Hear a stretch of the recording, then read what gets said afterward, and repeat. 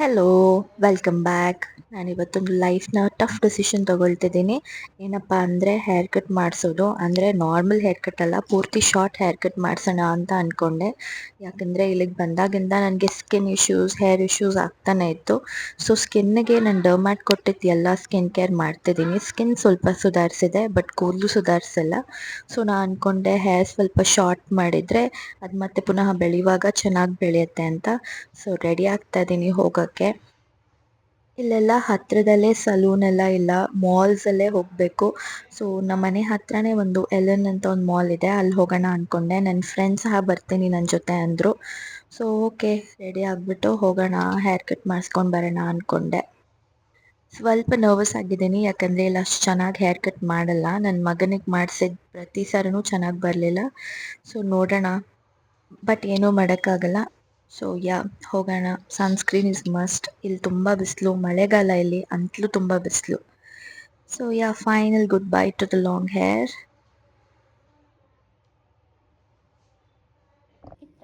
Quick breakfast ಮುಗಿಸ್ಕೊಂಡು ಹೊರಟೆ. So nervous. Finally. But ಇಷ್ಟು ಶಾರ್ಟ್ ಎಕ್ಸ್ಪೆಕ್ಟ್ ಮಾಡಿರಲಿಲ್ಲ. ನನಗೆ ಅವನು ಕಟ್ ಮಾಡುವಾಗ ತೋರಿಸುವಾಗ ಶೋಲ್ಡರ್ಗಿಂತ ಕೆಳಗೆ ತೋರಿಸ್ತಿದ್ದ, ಬಟ್ ಅದು ಸ್ವಲ್ಪ ಶಾರ್ಟ್ ಆಯ್ತು ಅನಿಸ್ತು ನನಗೆ. ನನ್ನ ಹಸ್ಬೆಂಡ್ ರಿಯಾಕ್ಷನ್ ನೋಡೋಣ.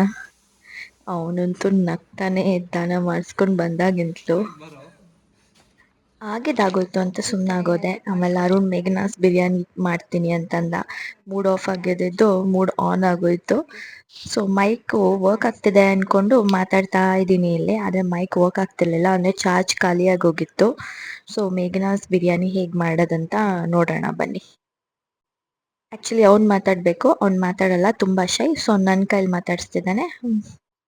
ಅಷ್ಟೊತ್ತಿಗೆ ಚಾರ್ಜ್ ಹಾಕ್ಬಿಡ್ತೇನೆ ಮೈಕ್ನ.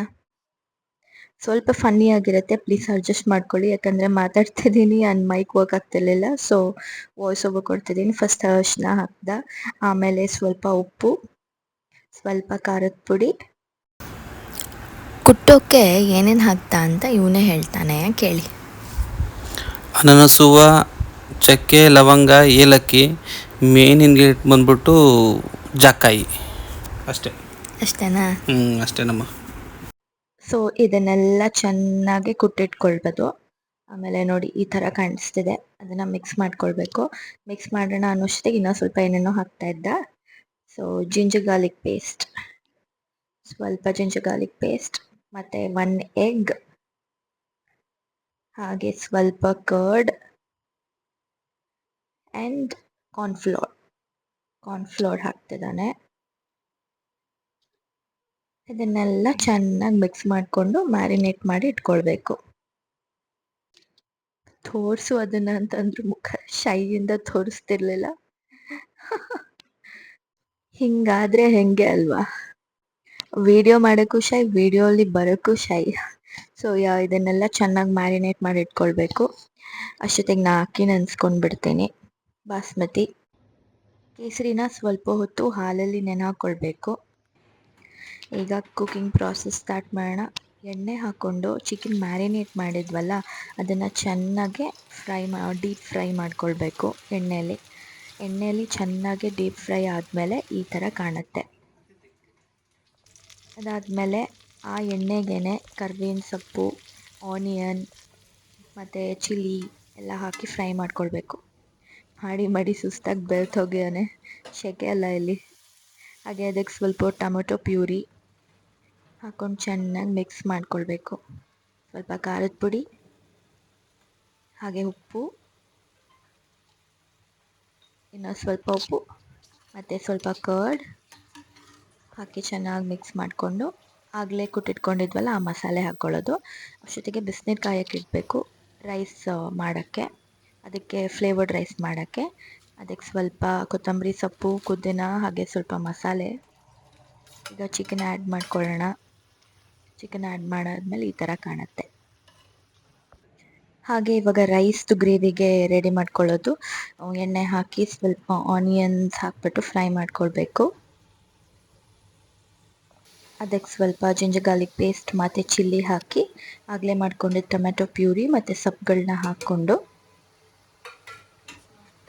ಚೆನ್ನಾಗಿ ಸಾಟ್ ಮಾಡ್ಕೊಳ್ಬೇಕು. ಅದಾದಮೇಲೆ ಸ್ವಲ್ಪ ಖಾರದ ಪುಡಿ, ಹಾಗೆ ಸ್ವಲ್ಪ ಕರ್ಡ್ ಎಲ್ಲ ಸಾರ್ಟ್ ಮಾಡ್ಕೊಂಡಾದ್ಮೇಲೆ ಈ ಕಡೆ ಫ್ಲೇವರ್ಡ್ ರೈಸ್ ಹಾಕಬೇಕು, ನೆನೆಸಿಟ್ಕೊಂಡಿದ್ದ ರೈಸ್ನ. ಅದಾದಮೇಲೆ ಮಸಾಲೆ ಈಗ ರೆಡಿ ಆಗಿದೆ. ಆ ಮಸಾಲೆಗೆ ರೈಸ್ ಹಾಕ್ಬಿಟ್ಟು ಲೇಯರ್ ಥರ ಮಾಡಿಕೊಂಡು ಆಗಲೇ ನೆನೆಸಿಟ್ಕೊಂಡಿದ್ವಲ್ಲ ಹಾಲಲ್ಲಿ ಕೇಸರಿನ, ಆ ಲೇಯರ್ನ ಹಾಕಬೇಕು. ಮತ್ತು ಸ್ವಲ್ಪ ಕಟ್ ಮಾಡ್ಕೊಂಡಿರೋ ಕೊತ್ತಂಬರಿ ಸೊಪ್ಪು ಹಾಗೆ ಪುದೀನ ಸೊಪ್ಪು ಹಾಕ್ಬಿಟ್ಟು ಈಗ ಕ್ಲೋಸ್ ಮಾಡಿ ಸ್ವಲ್ಪ ಬೇಯಕ್ಕೆ ಬಿಡಬೇಕು. ಹಾಗೆ ಇದು ದಮ್ ಕಟ್ಟಕ್ಕಾಗಲ್ಲ, ಸೊ ಬಾರದೇನಾದರೂ ಅದ್ರ ಮೇಲೆ ಇಟ್ಬಿಡಬೇಕು. ಈ ರೀತಿ ಇಟ್ಟರೆ ಚೆನ್ನಾಗಾಗತ್ತೆ. ಹಾಗೆ 2 ಇಂಗ್ರೀಡಿಯೆಂಟ್ ಮರ್ತೋಗಿತ್ತು. ಒಂದು ಗೀ ಹಾಕ್ಬಿಟ್ಟು ಹಾಗೆ ಅದಕ್ಕೆ ಸ್ವಲ್ಪ ಮಿಲ್ಕ್ ಮೇಡ್ ಹಾಕಬೇಕು. ಮಿಲ್ಕ್ ಮೇಡ್ ಹಾಕಿದ್ಮೇಲೆ ರೆಡಿ ಆಗುತ್ತೆ. ರೆಡಿ ಆದಮೇಲೆ ಈ ಥರ ಕಾಣುತ್ತೆ. ಇದನ್ನು ಚೆನ್ನಾಗಿ ಮಿಕ್ಸ್ ಮಾಡಿಕೊಂಡು ಸರ್ವ್ ಮಾಡಿಕೊಂಡು ಗ್ರೇವಿ ಜೊತೆ ತಿನ್ನೋದಷ್ಟೇ. ಟ್ರಸ್ಟ್ ಮೀ, ನಿಜ ಸಖತ್ತಾಗಿತ್ತು. ಪ್ಲೇಟಿಂಗ್ ಅಷ್ಟು ಚೆನ್ನಾಗಿಲ್ಲ, ಬಟ್ ಟ್ರಸ್ಟ್ ಮೀ ತುಂಬ ಯಮ್ಮಿ ಆಗಿತ್ತು. ಸೀರಿಯಸ್ ಆಗಿ ಮೇಘನಾಸ್ ಬಿರಿಯಾನಿ ಮಿಸ್ ಮಾಡ್ಕೊಳ್ತಿದ್ದೆ, ಬಟ್ ಇದು ತಿಂದಾದ್ಮೇಲೆ ಇನ್ಮೇಲೆ ಮನೇಲೇ ಮಾಡ್ಕೊಂಡು ತಿನ್ನೋದು. All thanks to Arun.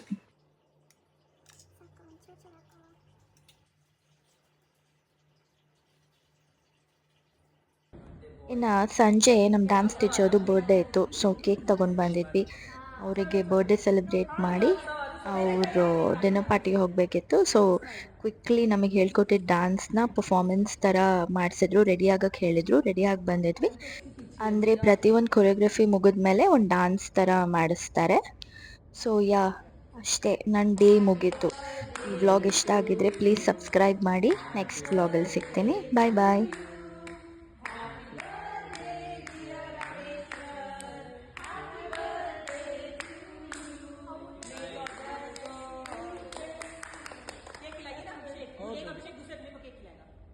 पहले आप खिलाओ, पहले आप खिलाओ।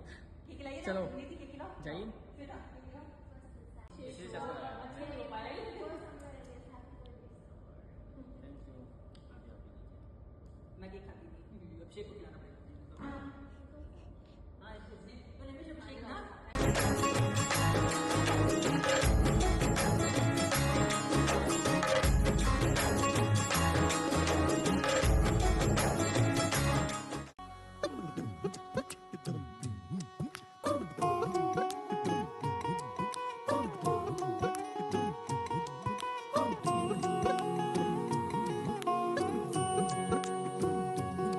लुक छुप ना जाओ जी, मन दीद कराओ जी, रा क्यों तरसावे हो, मन सकल दिखाओ जी। थारी शरारत सब जानू मैं तो धरी, अरसले उन बंगा दी मैं कह लगे